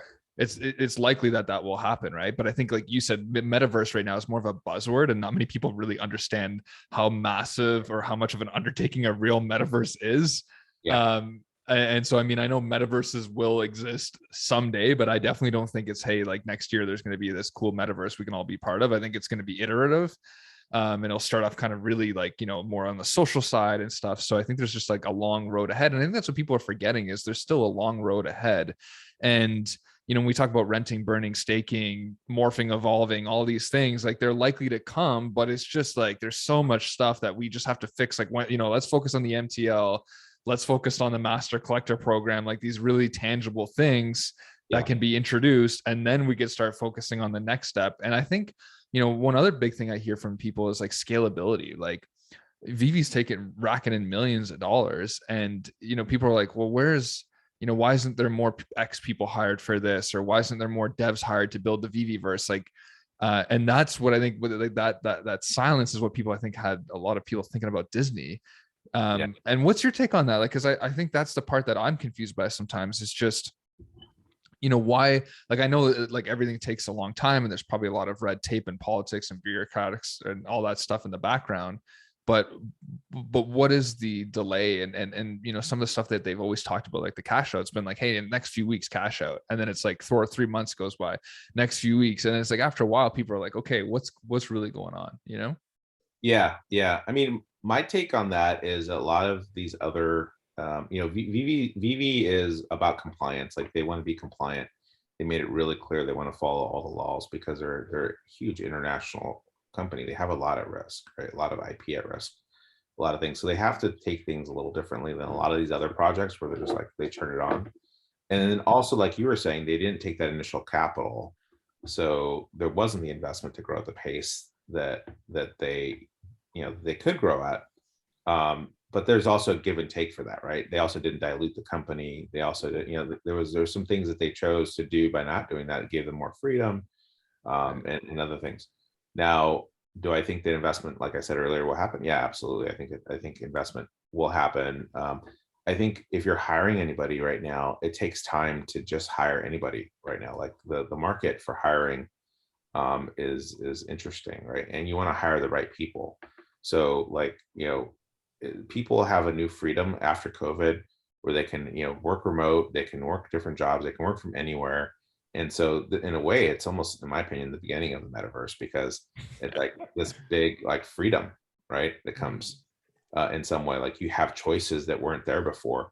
Now I can go work virtually for these other companies that I couldn't work for before because they have this work from home policy. And now, like, there's all these things that pop up. So, I think that that's also comes with challenges, because then you have people shift out. You don't want to hire the wrong people, because you hire the wrong, you got like one narcissistic bad apple in your organization. And I'm telling you, you can bring the whole place down and burn it down. Right. So, you want to choose the right things for your culture. You want to grow at the right scale and speed and do the right things. So you're going to need that investment. So yeah, it's been slower. I think MTL is a big one. Once we get MTL like officially approved and people can take money out, and there's literally, you see someone making a video of them withdrawing money, then I think that was the big pump, really, at the end of the day, for what happened last time in January, right? So then it was like this big pump, and it was a big disappointment, right? And so, like, all these people were like, oh, everything's going to be worthless because people are going to sell everything to get money out, and they just want their money out, and they don't believe in Veve, and they lost all their faith in Veve and all this other stuff, right? So I think that's all related to be compliant, because Veve doesn't want to make a mistake, right? Mistakes are expensive. Like, they made a mistake when they accidentally locked out 100 million OMI, or was it a billion? I don't remember what it was. It was a lot of OMI they had locked up by a decimal error. So they've learned, don't make mistakes. Like, you're in the blockchain, you can screw things up. They can mess up accounts. We've already had bad experiences. They have 2.5 million users. They want to have the experience be smooth. Do I think it's going to happen? Yeah, I have no doubt that MTL is happening. Is it happening at the pace that the community wants it to happen? No. Is it happening at Veve's pace, the way they want it to happen? Probably not either, right? Like, they probably want it to happen quicker as well. But they have to do testing. They have to make sure it works. They have to, they want to do it in a way that doesn't kill the whole economy, right? If everyone does come rushing out, I mean, maybe there'll be opportunity for everyone to start scooping stuff. I'll be there. Like, with every tidal wave, right, there's a suction, right, that happens. So yeah, who knows? Do I think it's going to happen this year? I hope so. I say this year, but no, I think, it's here, it's done, right? It's in beta. So I think it's going to happen, right? And I think that one day we'll just see it open up, and then people will like freak out, and then the values will actually go up, not go down, right? Kind of opposite. And maybe they'll go down for certain things, but like overall, I think the values will go up because people are like, oh yes, this is legit, right? Like, and I think that's the one question people have. So, Mm. but even with all that, you still have 2.5 million people, or at least 2.5 million accounts with, you know, with or without stuff, but like all those assets have sold, right? So you do the amount of revenue that Veve sold, and it's just insane. It's insane. It's insane. So like compare them to any other project, like just compare the dollar amount, right? Yeah. The overall dollar amount and the number of NFTs, the quantity of NFTs that they're minting. Yeah, it rivals some of the bigger businesses out there. And just like I know this is a little bit of a tangent, but just like it was so difficult for me when I was younger to understand evolution as a concept, right? It's the same way that I see Veve. Like it's so big that it's hard to believe that all of these NFTs could hold tremendous weight long term, because we can't fathom the scale of as to what could happen here. I'm used to all these smaller projects and everything, but I'm like, yeah, there is, like, I forget there is a specific fandom for Adventure Time. Like I don't know who those people are, but they're going to be there one day, and there's going to be little worlds around them. They want your right? lumpies. Exactly, right? Like they're all be about their lumpy space princess, and I've been I've been making fun of Lumpy since day one, and I shouldn't be. Right? Because I'm like, oh, you know what? I'm just gonna stack lumpies. It's kind of my way of just kind of ending a conversation. And meanwhile, there's people out there that are gonna hate me for that. And I'm happy that they exist. But that's the thing that I'm like not understanding is like, man, like once technology is so I guess like immersive and so part of our day-to-day lives, like to not have a Star Wars NFT, if you're a Star Wars collector, could actually damage your credibility in the physical realm, because people are going to look at you and be like, well, what a second, like, you're the Star Wars guy here, like what's going on? You don't have Veve's first ever NFT, like what's wrong with you? Like, you know what I mean? That's actually probably not even a joke. Like that's what I'm going to see. Same thing with Pokemon. Like if these people don't adapt to the new NFTs wherever Pokemon lands, whether it be Veve or not, that's going to damage their credibility in the physical realm. So it's like just like what we talked about with by nature, companies are going to have to adapt to interoperability. It's the same thing here. By nature, physical companies, like once NFTs become more and more mainstream, I'm going to say, screw it. Like I need to have some kind of stake in the game here. So you don't have an NFT with your physical toy? I mean, what kind of toy company are you?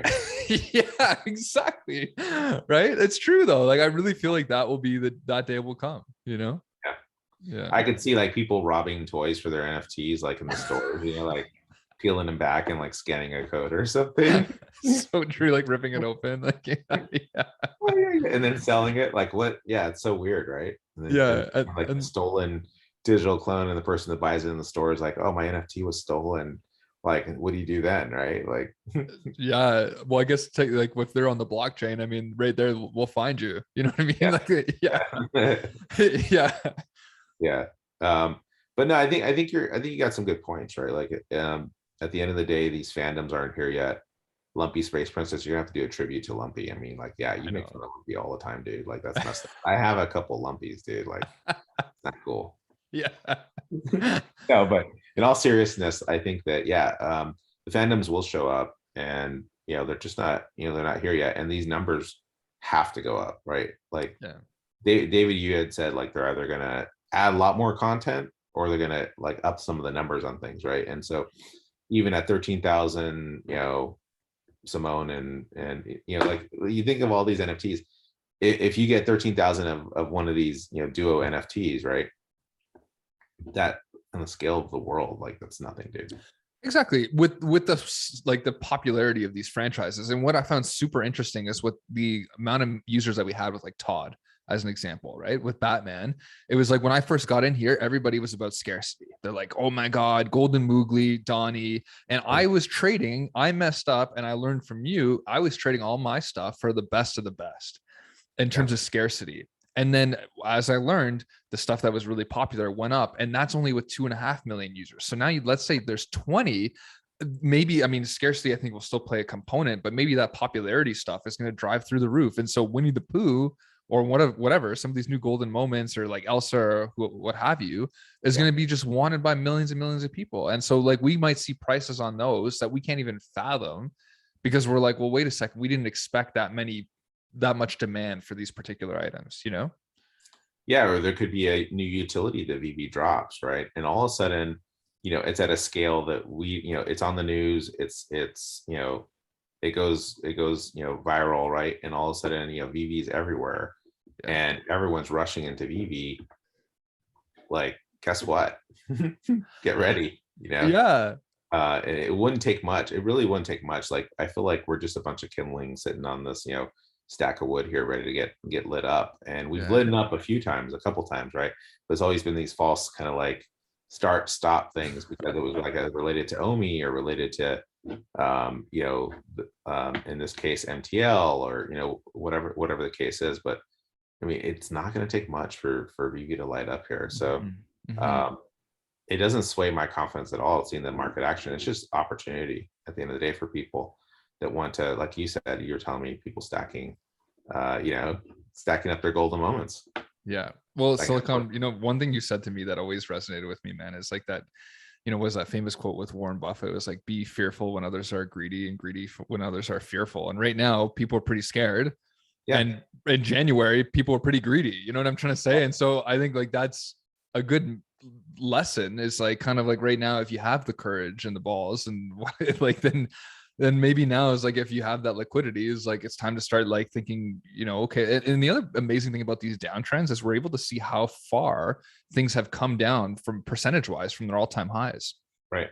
That's another great indicator to say, okay, when the chips are down, what am I looking at here in terms of a rebound?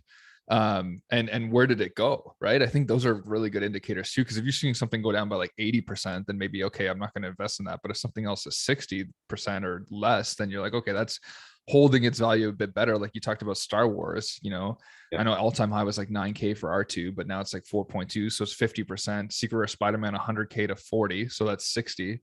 But some other stuff went down like 80. You know what I mean? So from January, at least, sorry. Yeah, but it's still up. That's the thing. Still up big time. Huge. Still up big time, right?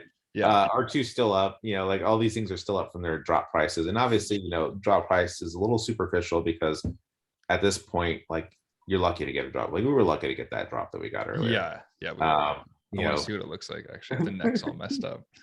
Just like her neck all twisted. Yeah, it's all good. Yeah. But yeah, I think, at the end of the day, I think, putting things in perspective is important. Zooming out is really, really important. To look at the market. What's better than Veve out there? I mean, I guess, if you're like a true ETH whale, or your ETH fan, like, you want it, you want your custody, you want control.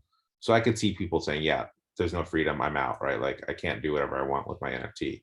But at the same time, you have like these enormous gas fees, and you have all these other challenges that you need to deal with.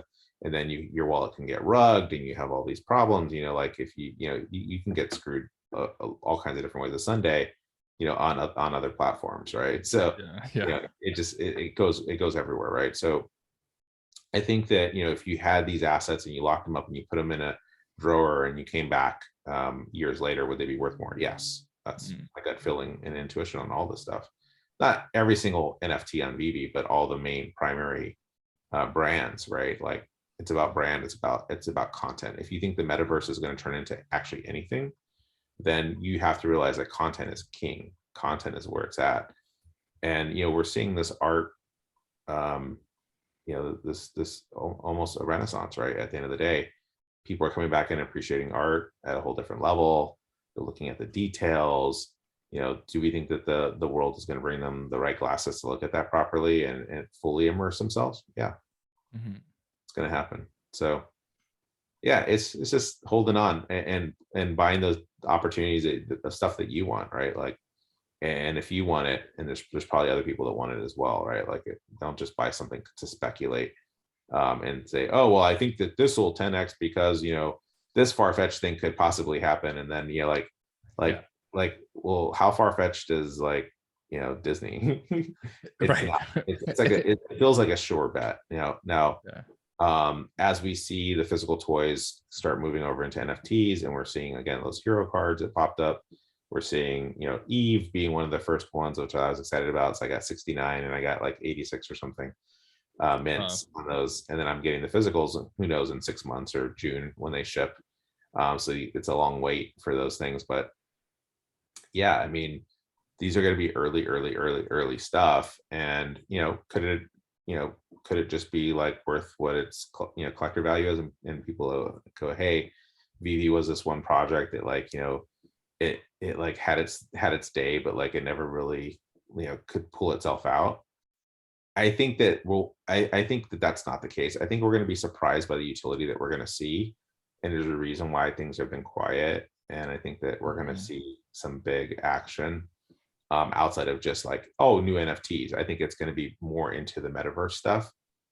Start rolling in, so the Vverse will come out, and I Wow. think once the Vverse comes out, once they have the utility, like the OMI utility program out, and they have all these other things out, we're going to see like people jumping in and making more investments and having more confidence. But right now, yeah, take advantage of it. If you if you want to invest in Vv, you're on the fence. Like, it's a buying opportunity, right? It's a down cycle, and even these lows are still higher than what we're talking about, like most things in November, right? Yeah, I think that's the thing. Like if you're scaling, like 4 if you're months. scaling exactly, if you're doing a 4 month scaling effect or even like a 6 month, then you're laughing. But if you're doing January to March, then I could see like you're kind of like, well, I joined January. But for the majority of people on here, you joined beforehand. So like if you were part of like, I think we had a huge spike during Disney Golden Moments because we did a few interviews like just shortly after, and that was one of the Yeah, biggest watch videos I've ever had. Like I think I yeah, grew like half of my subs came within that 1 month of Disney, right? And so nice. like that was a spike. Yeah, And if you held from that point, I mean, you're laughing. Like you're laughing. In man, in physical collecting, if I see a 2x over 3 years, I'm freaking out. Like yeah. if I bought something for 500 and I'm selling it for 1,000, I'm like, that was a great 2 year hold. Bravo, right? Yeah, you're excited. Yeah. And on Yeah, Vivi, if it's not, within 3 months, if I don't see that, I'm pissed, right? I mean, how spoiled am I? yeah. No, I mean, that's right. Having those perspectives into like real world, because crypto is a different situation. Like, again, the reason why I got into VV in the first place was, yes, I do have some crypto, but at the end of the day, I wanted to hold an asset that I didn't have to like sweat about. Like, I didn't have to worry about it. And do prices today reflect, all prices today reflect as a sentiment, my personal opinion. Mm. Prices today don't reflect actual values.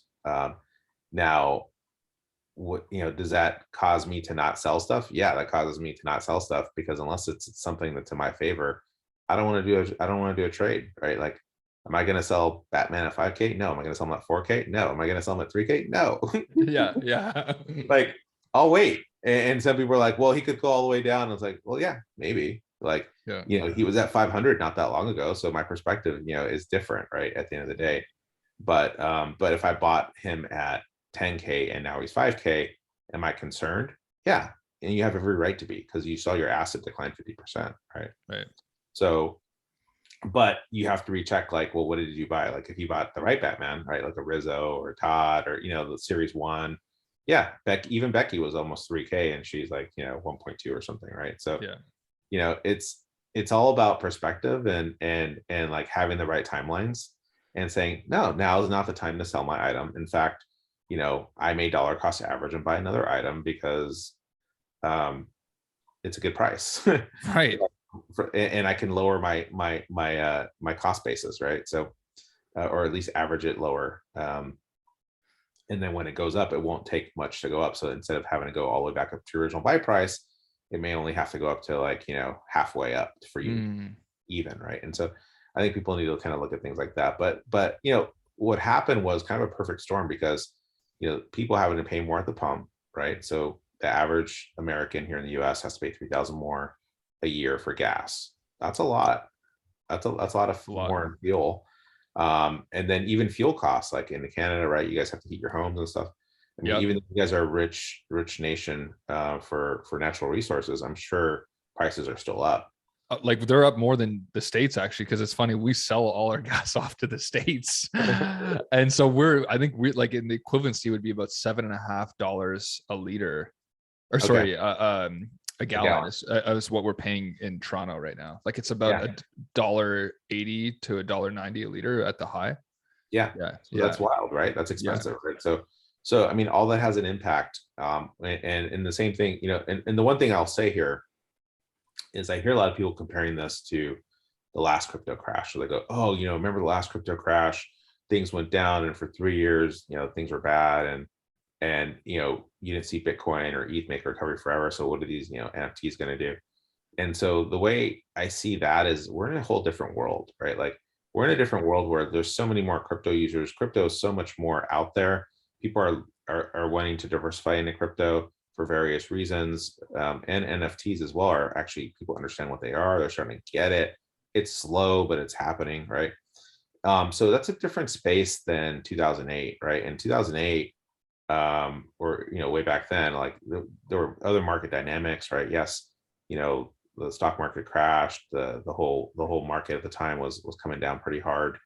So like and other crypto crashes as well. So I talked to my friends that are crypto rich, and they just say buy and hold, like literally, like they just keep buying more when it goes down. So I Right. mean, something to be learned there, right? If you hold on to your stuff, and that's also kind of like why I try not to flip as much, because yes, I've sold Todd's. Yeah, Todd was a currency that I used to fuel like a lot of purchases, right? Yeah. And that's fine, and that was but I still have 60 Todds, so I'm happy with it. And those Todds are more and more valuable to me now than ever, right? Because I'm like, this is a very important piece. I'm happy with it. This is a decent amount of my portfolio still, believe it or not. So it's nice to have those options very liquid still in the market, even at 5K. Not that I'm going to be selling at 5K. I thought about selling one at 6K, and I'm like, never mind. Like I I'm pulled it good. off. But yeah, I think overall, people have to have some realistic timelines. You're breaking into a new category. You're with the like industry leader in the space with the best IP. Where else would you put your money? Like into some random Yeah. project, and maybe you do make double your money, but like you're more gambling there Yeah. than you are investing. And here, I think all we need is a little bit of news from like the founders, or a little bit of positivity, or a little bit of like, hey, MTL is open for everyone, or something like that happens, and then we'll see things start taking off again. Because a lot of people walked away and said, look, I'm not going to put any more money into VV until I can see money come out, because they're questioning it, the timeline. Yet they don't understand the amount of work it takes for on a worldwide basis to get the regulation approved. And VV wants to test it and make sure it's all going to work right, and they don't want people to get scammed. They don't want accounts to get taken over, and like someone to then take their money out. Like there's all kinds of things I'm sure they have to consider. Yeah. VV's always been about making sure they're following the laws, right, and make sure they're doing things right. And they have a lot of assets, right, in their accounts, so they want to be very, very careful. So that tends to happen with the leaders in some spaces, where some actions aren't always how fast you want them to be. But VV knows, right? They're always listening. They're always listening to the AMAs. They're always in the spaces. Yeah. The one thing that I admire about VV is, that I like that they do, is they keep their pulse on the market and on what the feedback of people. And they're checking in with the OGs. And I think I mentioned to you, like my friend talked to David Yu, or Grubba B talked to David Yu, right? And they had a little chat, right? It's an update, right? It's good to just hear from the founders and hear what's going on. So yeah, it'd be great to hear, from Dan and Dave, Yeah. and get some feedback from them, and get them back in the community and what's going on, what's new. Yes, we're getting NFTs, but what about everything else? Yeah. When are we going to see it? Give us a roadmap would be nice, even if it's not a Perfect. Yeah. commitment. It doesn't have to be like committed to a timeline. Like even if they gave us a roadmap that had no timeline, but like, here are the steps that we like to take. Right. I think that could put the community at ease, because you look at other projects and there are roadmaps. Yeah. And right now we have nothing, that we're kind of left in the dark on a lot of things. And I think because they want to surprise us, right? And they want to keep wowing us, which is part of the magic part of EV. Like we're like, oh no, great, this new thing, and we have an animation, or we have this, or we have that. But at the same time, like some visibility into like, well, what happened to my drivable DeLorean? Like, is that coming? Like, Yeah. give me some kind of like hope, or something Even the to hold on airdrops. to. Yeah, airdrops. Like, am I going to see those again, or like, is there any utility that VV's been able to negotiate? Because at the end of the day, it's in VV's best interest also to negotiate utility for us, right? Right. On different things, right? With different licensors, right? Different things that happen. So we're just seeing glimpses of it. I think they're like kind of scaling like little things out, as they go, like little tiny hints, because they want to keep you guessing. But at the same time, like it's also could get some reassurances of like, okay, yeah, these are the brands we definitely have locked down. These are the, like these are the things that they said they have 5 years worth of content. What about like where all this content's going to go? Are they doing any major alliances? Are they doing any major integrations? Are they, like adding more utility? Are, like something that keep the community like excited? Right. Because And momentum is like important. Once you have momentum, you want to keep it. And it's, yeah. and Vivi definitely has momentum, but it's easy to lose your momentum as well. And we get people to get distracted and move on. So Yeah. And brilliant points. One thing that I thought it was so funny too is like in January, everyone's like, Chad, you're a prophet, and oh my God, Vivi to the moon, and like everything's amazing. And then only a month goes by and they're like, Vivi's dead, it's done. And I'm just like, yeah, exactly. I'm like, what's going on? Right. Like it's just amazing. And one thing people forget too, and you see this in media a lot, but people like, especially YouTubers, and I'm not saying this for anyone particularly, but clicks is important. And so some YouTubers will like try to follow the trends, right? And it's like, okay, let's put out some FUD, video, or let's, focus on the negative because that's what's going to bring in views, or even for Twitter followers and things like people will just adapt. They don't really care necessarily about the projects. And this is not just Vivi. This is like all of crypto and even stocks to an extent. Is like, they're not always putting their best interest of the company first. They're just trying to like, grow their own following. So I think it's just important for people to be able to dissect that and like understand, what if these are truly, like, if you look at the analysis of Vivi and all these NFTs, like, are they truly worth something?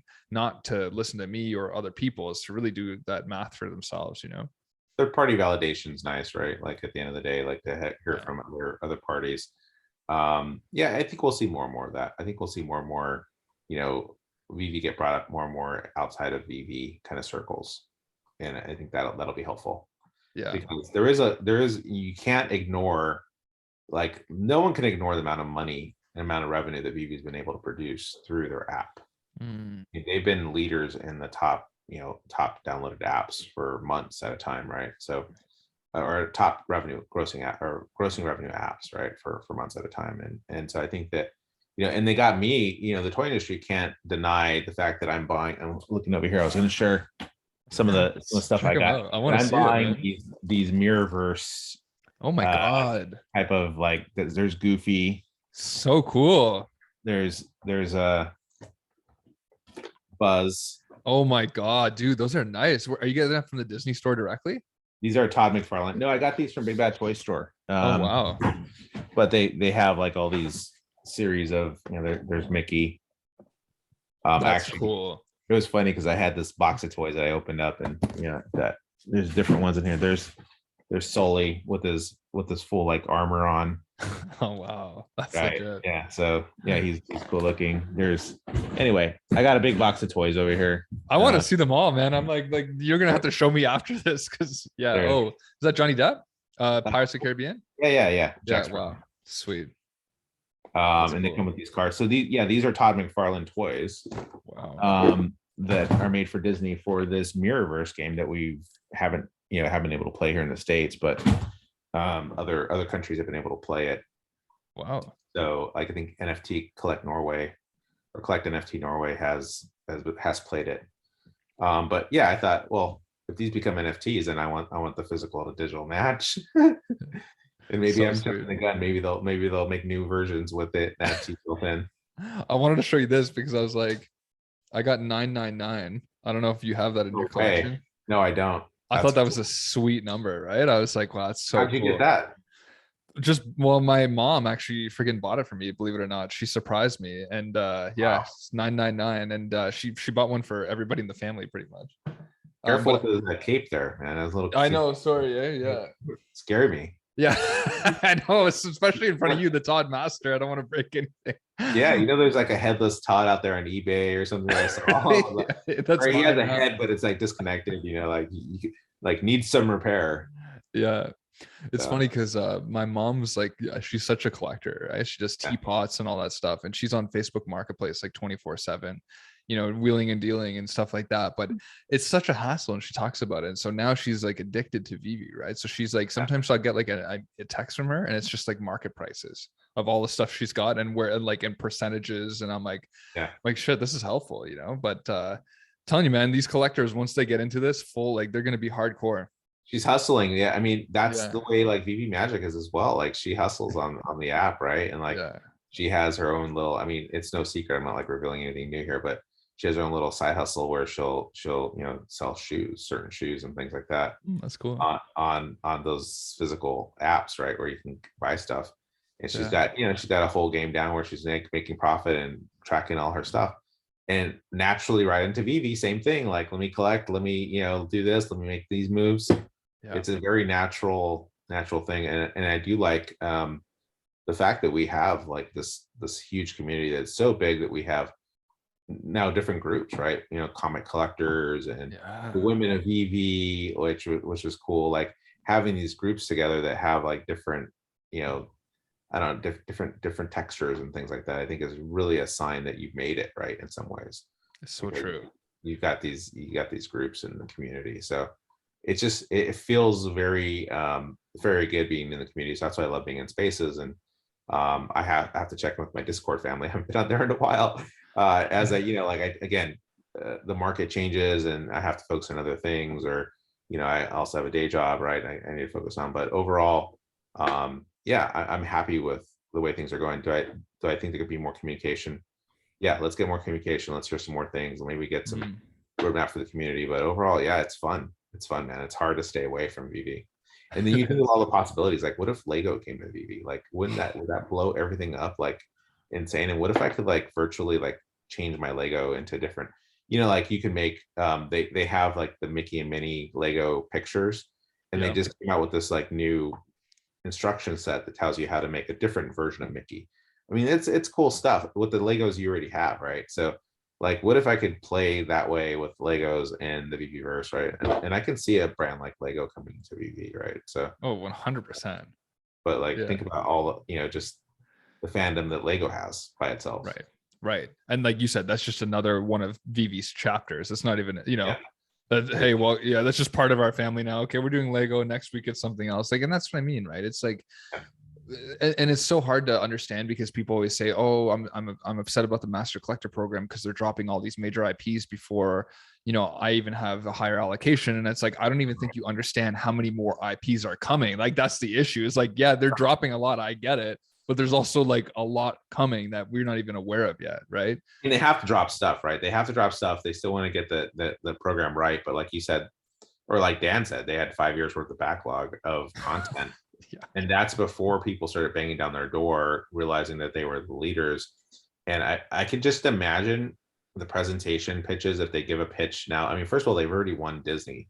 So like, who else would I need a pitch in the world, right? To pitch.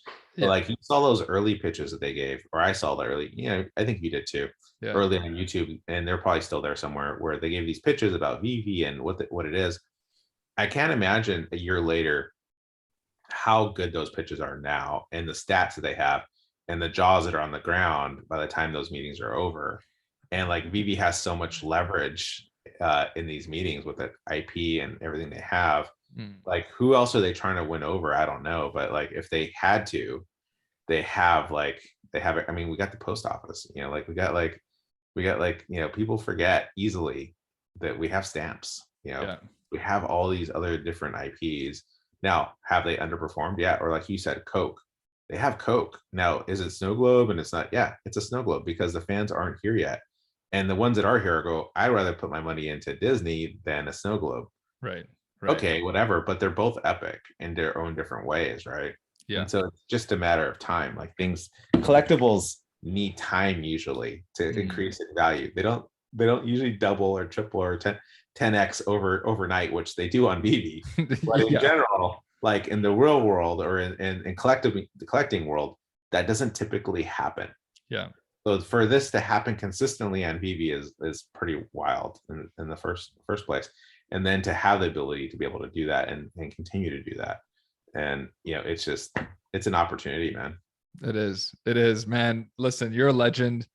I always tell you, I'm like, you might as well just start your YouTube channel now. It's pretty much our YouTube channel at this point. Yeah. So, you know, Yeah. you're such a, you know, a voice of reason, of knowledge, and you know, it's always a pleasure, man, to have you on the channel. And you know, like I said, I think the community needs to be a little more optimistic and really see all the stuff that's currently here. I know, I agree, communication can be improved, like different things could be happening, but you know, I think within a short year, the stuff that Veve has accomplished is unfathomable, right?